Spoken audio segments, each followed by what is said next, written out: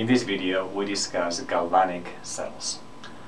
One of the main purposes of electrochemistry is to be able to convert the energy stored in a redox pair into electrical work. Okay, so let's think about a chemical reaction which is going to be redox. For example, the reaction of copper 2 plus ions with zinc, which is a solid, to generate copper solid plus zinc 2 plus. Okay. This is a redox reaction in which electrons are being transferred between zinc and copper.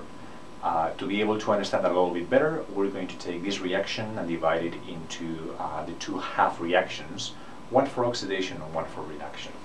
Okay, so the oxidation reaction is zinc oxidizing to zinc 2 plus 2 electrons. Okay, and then the reduction is going to be copper 2 plus accepting 2 electrons and then generating solid copper. Alright, so again the idea would be to try to use the spontaneity of this reaction, the idea that you're transferring electrons from zinc to copper in this particular case, in order to do some electrical work like charge up a laptop battery or some such thing. Right, so the way that you would in principle design this electrochemical cell would be to have the four components of the reaction together. Right, so here you will have maybe a slab of zinc, and here you will have a slab of copper, and then here in solution you will have copper 2 plus and then zinc 2 plus. Right, a problem with this design though is that when the reagents get together, they will transfer the electrons directly, and there will be no way for you to be able to use those electrons to do electrical work. Right? So while the reaction would take place here without trouble, then you would not be doing it for any useful reason. Instead, what is actually far more useful is to divide the reaction into two compartments, and each one is going to be holding each half reaction. Right, so in these two compartments, okay, usually the one that we write to the right is going to be what we call the cathode, and this is where the reduction takes place. And this one is what we call the anode, and this is where the oxidation takes place. Alright, so we can look at our redox pairs and notice that the redox reaction will be copper to generate copper plus. Alright, so that would be your half reaction, and then your anode, the oxidation, will be just the other half reaction, so zinc and zinc 2 plus. Now notice that if these two half cells are isolated, there can't be an electron transfer, the reaction can't happen. Right, so then the idea here is that you can join these two electrodes, these two slabs of metal, with a wire, and now you can have electron transfer. Okay, notice that the electrons will be transferring from the zinc to the copper, so this is the direction of electronic motion. Okay, from the anode to the cathode. Alright, so in this case, the idea here is that you can tap into this electronic flow and then do electrical work like charge a battery, for example.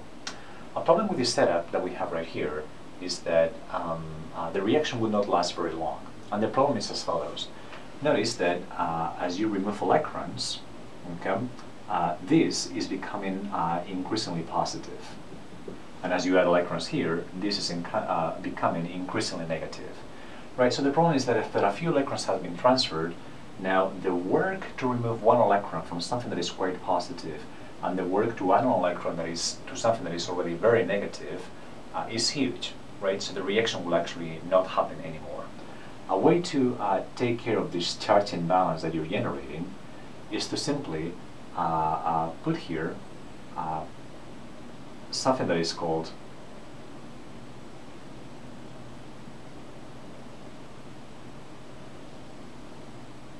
an electrolyte bridge. Okay, so the idea here is that you will have something that has ions, for example potassium nitrate.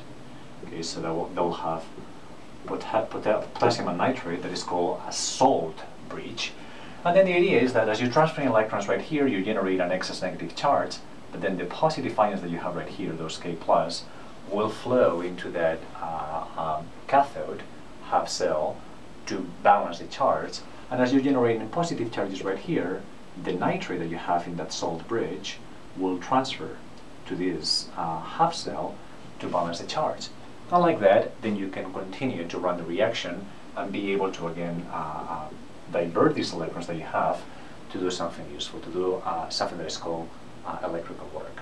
As a matter of fact, something that you can do is actually measure the voltage in, that is generated by this electronic current. And for this particular reaction, we call this the cell voltage, okay, or the cell potential, and this is equal to 1.11 volts. Okay? So in the next video, we're actually going to see how to calculate exactly what this cell potential is for any pair or any redox pair. Okay, so suppose that we now change zinc to aluminum or any other metal. There's actually ways to calculate exactly the potential of the cell that you're generating. But again, we're going to do that in the next video. In this video, we simply have seen the definition of what a galvanic cell is. It's just a simple way to be able to convert the energy stored in a redox pair into electrical work.